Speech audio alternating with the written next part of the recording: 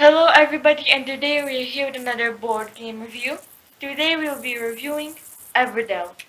Assalamu alaikum everyone. Today we'll be telling you that why you should play Everdell. Now, from the look of this game, you must already be getting impressed that what a beautiful game this looks like. And that's only half of this charm of this game. Oh boy, I love this game. It's my favorite. Yeah, so the beauty of this game is, as I said, only half of its charm because there is a really good game hiding underneath it. Many people think that maybe the look of this game is just a gimmick, but it's a lovely game and has a lot of replayability inside it. So let us tell you that how quickly the game works and then our thoughts about it and why you should be playing it. So let me get this first down because for playing this game you do need a big space and this table just might not be enough, correct? This table is nothing. Alright, so uh, forget the tree for now. This is the Everdell tree. Let's first focus on this area on the top where you see some beautiful resources. Now this is not the deluxe version of the game, this is just the normal version and it already comes with deluxeified components like squishy berries. It's rubber! I love These are not just your simple plastic or wood. This is actually squishy like a berry. It makes you want to eat it. I really want to eat these berries. Then there are pebbles, most probably made of acrylic because they are soft and slippery just like actual pebbles near the sea. And then we have these shiny gems which are raisins. And we have wood.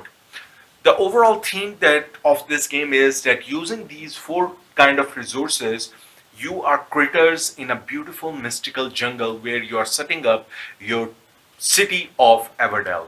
And each one of us is setting up a part of that city, and whoever has built the most beautiful city, that is, has the maximum city worth maximum victory points, is going to be the winner.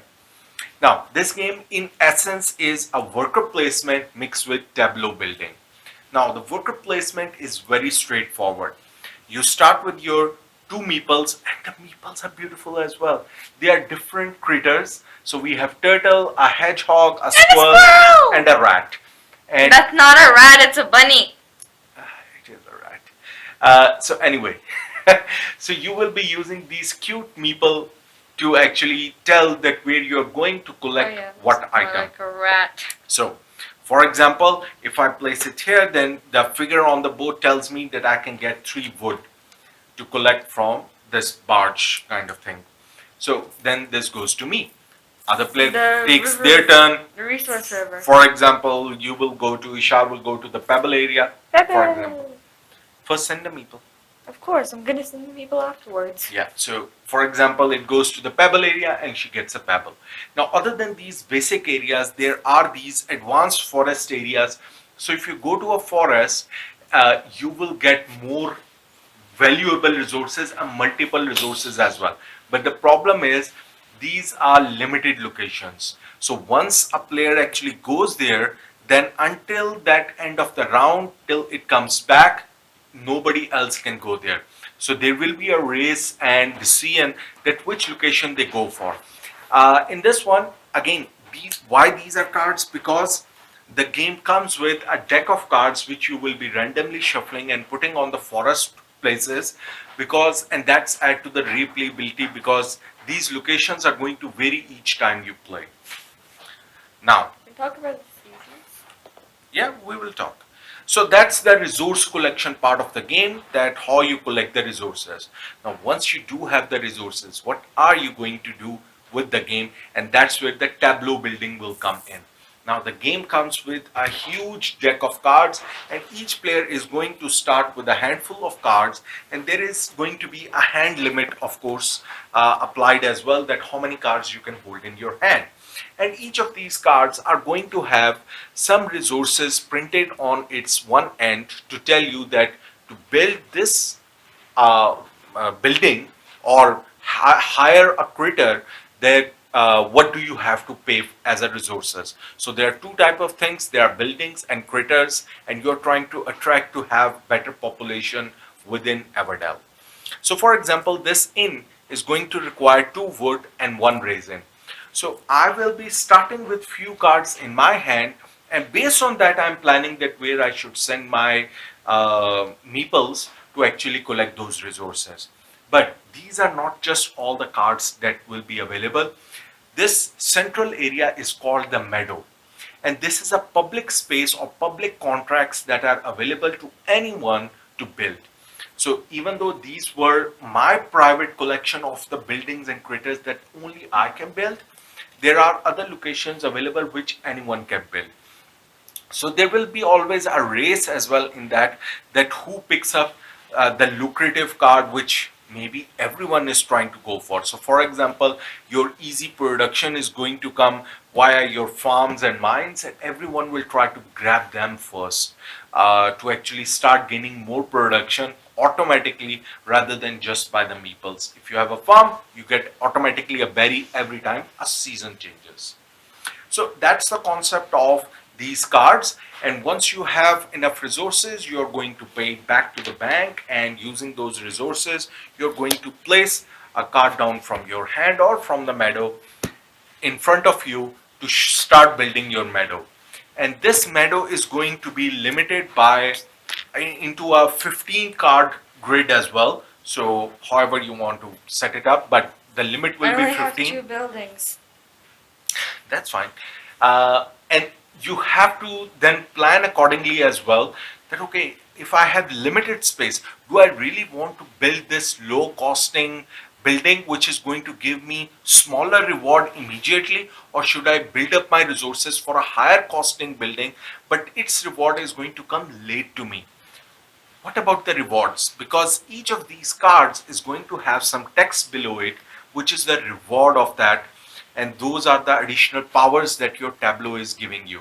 So for example, this shopkeeper guard is going to give me the gain 1 berry every time I play a critter. So if I play this early or build this early in my tableau, then every time in future I build a critter, it's going to give me 1 free berry along with it. So that's cool. Because initially you will be thinking, just 2 meeples and the round is over. How will I ever get anything done? Right? Yeah. But this tableau is how you will get things done. Because even though your characters are limited, but using the power of these cards that you have built, you will be getting a lot more resources, a lot more actions done as well. Never mind what to do this Now, time. let's talk about seasons. What are seasons? Seasons are seasons. Okay, let's take this seriously. At the end of each round, meaning that every player has placed their meeples somewhere on the map, Plus, they don't have anything to build. They cannot do any valid action. Then what happens? then the season changes. We The point is we are trying to save up as many shelters, as much food, as many anything for until winter. Correct. The first season we will go to is spring. Is Yeah. that bright section? So on top of this Bright tree, green. this tree is not just there for beauty, but also for holding some items plus information of what happens during each season. So the first thing it says on the tree is that when You the can spring get season will come in, one more. everyone, whoever passes the season, You're will unfair. get one additional character. You're unfair. Nope. On the first spring one, it activates all the plantations in our tableau. So Okay. for example, if I had I don't have any a plantation, plantations. for example, if Ishal had a farm, which is a plantation, then if she had built that, then at the springtime, the farm is going to produce a berry. So automatically a berry without using any worker will go to her. Similarly, the mines are going to produce pebbles, which is a very highly costly resource. Then there are other as well which add additional effects. So for example, the journal store lets you gain one berry. But if you have additional farms, then per farm you get one additional berry as well. So if you can build a combo of, oh, three farms plus a shop, so three farms will produce three berries, but the general store is going to give me one more berry plus three more for the farm I have. So I will be left with seven berries. So Oh in god, that that's way, confusing. you didn't even have to send anyone, and you ended up with just the change of the season. If you had built that combo, then you ended up with seven berries in your hand. What type of wit sorcery is this? And that's the cool thing about this game, which makes it different from other worker placement games, because this is not just pure worker placement. The charm of this game is in this tableau building. Now, the game is having just 3 rounds. So each round, end of the round, in the next season, you're going to get one more character. And this time around, since I will have 4 characters now, so I can send them to 4 different locations. Any empty space in the meadow will immediately get filled by new cards, new things that become available. There will be spaces to actually bring new cards to your directly hand as well. So there are various things that you can do. And in this way, slowly each round is going to have a very nice escalation. So even though in the first round you started with very minimal actions, but by the end of each round, your number of actions available and the number of things that you get to do increase superficially. And you are going to, that curve of escalation in that one is very satisfying, and that adds a lot of fun to this game. To be honest, the idea that there are only 3 rounds, but the fact that you can do so much in those single 3 rounds with, I don't know, 5 to 6 meeples, and you can build a whole city. Yeah, because That is initially, just astonishing. yeah, because in the first round, you will be lucky if you got to build one building or one crater. And you will be thinking, how will I ever reach 15 cards? But believe me, at the end round, you will be worrying that why did I build this building? I don't have enough space left to build more. Now, there will be another mechanism in this game which lets you build free things as well. So for example, if you have a farm, then accordingly a wife or a husband can freely move into this. So for example, let's say there is a husband here, you don't even have to pay for it. The husband will automatically come and occupy an empty farm to work on it. And that way there is always a building and a critter combination that will be available to you, that as soon as you build X, Y will become available. So as long as you have that in your hand or in the meadow, you will be able to build them Or accordingly. if you built a lookout, then a wanderer can easily go there. Yep. Then Plus, each critter has their own little quote, which is just yeah, so the fun to read. quotes are really fun. These are flavor text at the bottom of the card. So for example, if you build a castle, you can get the king card for free. And these king cards of critters, some of these critters are going to give you a lot more victory points at the end of the game. So for example, the king is going to give me 1 victory point per basic event, or 2 victory points for each special event that I complete. Now that brings us to events. What you're trying to do in Everdell is also one other way to gain victory points, is that you are not just getting victory points from your cards, you are also getting victory points for the different events that you get to organize within the Everdell city. So for example, you can send your people on a cartographer's expedition to make maps. You can have a harvest festival. So if you have a lot of plantation, you can send them people here and claim the harvest festival, that I'm organizing the harvest festival this season. And that is a straight 3 victory points for Or you. if you have like 3 of these possibles, then you can have a grand tour. Yeah, the Wanderers let you arrange tours of Everdell, and that's victory points. Then, if you have lawmakers in your city, then you can have built a city monument. So these are your events, basic events. Plus, there are special events as well, which are available on the second level of the Everdell tree. And these will be different things like honoring the dead, honoring the heroes, scholarships for the university students, and these special events will require again certain type of buildings to be built in your city, and then you can claim one of them, and it's going to give again a lot of victory points or other things which are written on the card. And again, these are cards, there is a deck available, you will shuffle, and every time there will be more options available to you. So that's the concept. I have not explained each and every location in this. I have not, of course, explained any of the cards in detail, but you get a gist of how the game works, that you are trying to interconnect mechanism. If I do this, it's going to escalate my X, it's going to give me this free critter, which I can use in combination with X critter to get more points. And that's what you're trying to calculate.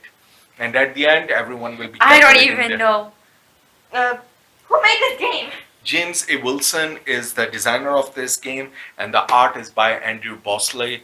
Andrew Bosley is one of my favorite artists in board game industry. He just makes Credit to him. beautiful art because these cards are going to make you fall in love with these beautiful critters, these beautiful buildings in the forest location. Just magical world that you will be pulled in.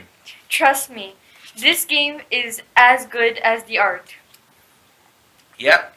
So now that you understand how the game works, let me tell you my only issue I think with the game, this tree. Even though this is a very beautiful tree, but it is not really a functional tree. It's just there for beauty, of course. But the problem is the whole concept is that it should be located here at the end of the Everdell city. But the problem is the three people sitting on the three side of the table are fine. The fourth person sitting on the tree side will not be able to see what's in the meadow. So it just gets in the Help. way. Yeah. Plus, again, each time you have to play Also, this, you it's have kind to of hard build to this. assemble it. It's kind of hard Yeah, to you assemble have to it. assemble it every time you play it. But again, that's not essential. You can play without the tree. And again, in few plays plus some whenever I have guests, I will use the tree. But whenever I'm playing regularly with my own family, I don't even take the tree out. And that's up to you. The game still looks beautiful even without this 3D cardboard tree. Alright, so Isha, It's kind of unstable. what Oh, it's rating fun. will you give this game, or what end comments you have for this game? Well, let's see. I will definitely give it. Oh god. Perhaps 9 out of 10. Of course, it is very wonderful, very well done.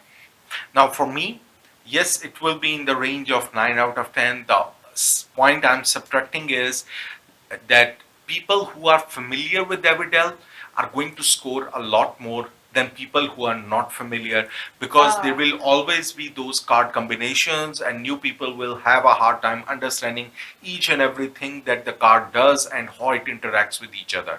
There are even cards with Yeah, which that's one of the adds cons. worker placement locations on the cards as well. So these are not just the worker placement. There will be some locations where you can go on the card and that activates different abilities. So there will be those. Then there are options that you can even go to the send your worker to the city of anyone else as well. You have to pay them something. But again, these options just overlap each other, and those who want a simple game may not find, even though by the looks of it it looks very fun and family friendly, but it's slightly family plus because there are a lot of mechanisms which are intertwined, and that adds a little bit difficulty, which is in no way a bad thing. It's just that it's not meant for one time plays, it's meant for continuous plays so that you understand the mechanisms of this game and how everything reacts with each other. You need to kind of play it a few times to understand the basics and how to get everything functioning, because even now I still don't know where to place, where the expeditional universal whatever thingamajig I should place my meeples. Yeah, so it might not be very much suitable for younger kids or new people, but if you're going to continue play continuously, this is one of the finest worker placement tableau building games that I can think of. Plus, if you want to actually go through these events slowly at a time, I have a story mode available which adds a little bit of story Well, of and course, you have themed a story mode for every game we have. missions to the game. It's around 10 missions which adds an overarching story, so you get to play with your family on this for 10 missions. You will get to reveal a story of how Everdell was built. Again, this is a fan made missions by me, and you can find this at BGG site in the file section for free. But that's just in case you want to add a little bit more thematic theme behind this game as well, which it already does add a lot. Just in its rule book, in its flavor text, there is a lot of personality, but this just adds a little bit more. Plus, it has a little victory card, which I just really appreciate. Yeah, you can take your photo with that victory card if you win and post it online as well. Alright, that's it from our side. A very beautiful game, highly recommended. I cannot think of anyone who should not be playing this game unless you want very simple games. So, alright, that's it from us. Happy gaming! Happy gaming!